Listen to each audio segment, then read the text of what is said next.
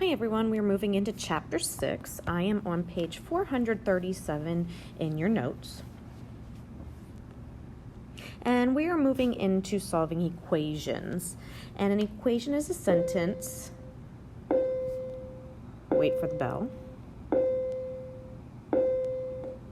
An equation is a sentence stating that two quantities are equal. So the left side has to be equal to the right side. So if you think of it as a seesaw, this side has to be equal to this side, and you've got your little triangle in the middle, or like a science balance. The left side has to be equal to the right side. All right. What you get as your answer is called your solution. So in this case, x equals 4. That is your solution. So in this first example here, it says circle the equations below that are equivalent to x equals 3. So which ones are equivalent equations? So if you circle all the ones where you could plug in 3 and it would work out. All right, we have our real world link here with video games. Robin had some video games and then she bought 4 more video games. Now she has 10 games. This scenario can be described using the equation x plus 4 equals 10. So what does x represent in the equation? Those are the video games she already had.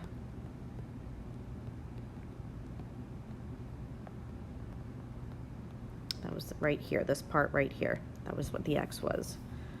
So we could write 2 different equations that are equivalent to x plus 4 equals 10.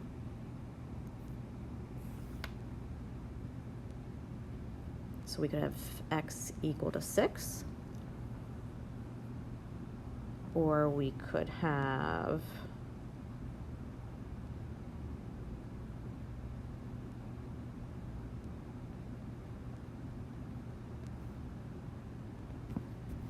it like that. All right, if you go to the next page, we're going to learn about the subtraction property of equality. This states that the 2 sides of an equation remain equal when you subtract the same number from each side.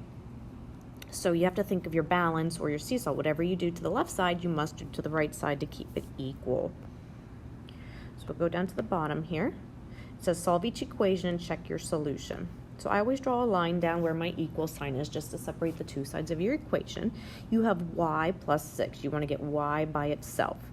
So the inverse of adding 6 is to subtract 6 on both sides. You need to show it on both sides. On the left side, these cancel out. So you're left with y equals, and then 9 minus 6 is 3. Now you do want to check. So you're checking by plugging in the 3. And you want to make sure that both sides are equal. Remember, this is like your little seesaw. Does this side equal this side? And it does. 9 is equal to 9. So your answer of 3 is good. Okay, let's check B. I'm going to draw my line down where my equal sign is. We want x by itself, so we need to get rid of the plus 3. The inverse is to subtract 3 on both sides. This cancels out. Now over here you're left with 1 minus 3, and that can be changed to 1 plus negative 3. So that means x is negative 2. And you want to check. So you're going to plug in negative 2 and see if this side is equal to this side, your little seesaw. And this is 1, and that's 1. So you know the x equals negative 2 is a good solution. Okay, we'll do one more here.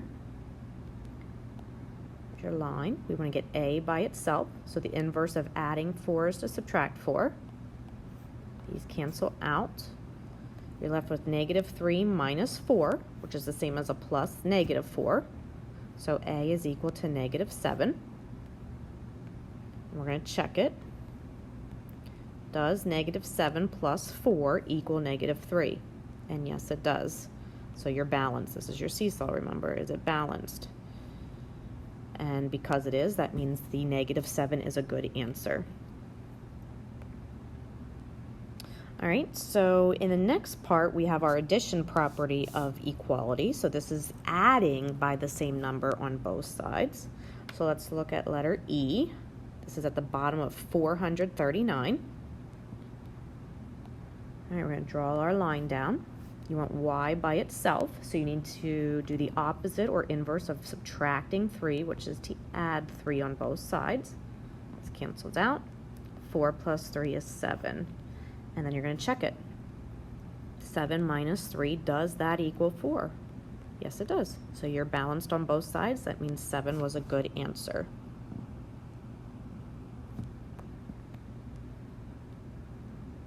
Okay, this one. We want r by itself, so we're going to add 4 on both sides. That cancels out. You're left with r equals negative 2 plus 4. That's a positive 2. 2 minus 4, does that equal negative 2? You can change that to 2 plus negative 4. And that does give you negative 2 equals negative 2. That's a good answer of r equals 2. Right, and the last one here, you want q by itself, so we're going to add 8 on both sides. These cancel out. You get negative 1. And then to check, negative 1 minus 8, does that give you negative 9? Negative 1 changes to plus negative 8. That is negative 9, which equals the negative 9 on the other side. We are balanced. Remember our seesaw, we're balanced. So that means q does equal negative 1.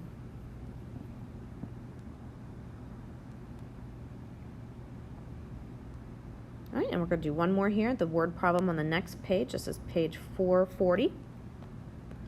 The average lifespan of a tiger is 17 years. This is 3 years less than the average lifespan of a lion. Write and solve an equation to find the average lifespan of a lion. All right, so we have x, and it's 3 years less.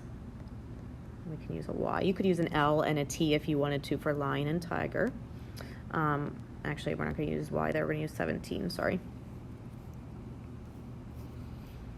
All right, so we want x by itself, so we're going to add 3 on both sides. Those cancel out, and you get 20. And then to check it, you're going to plug 20 in. Does that equal 17? Yep, you get 17 on both sides. You are balanced. That works out. So x equals 20, which makes sense. If the lion is 20 years old and the tiger's 17, that is 3 years less than 20.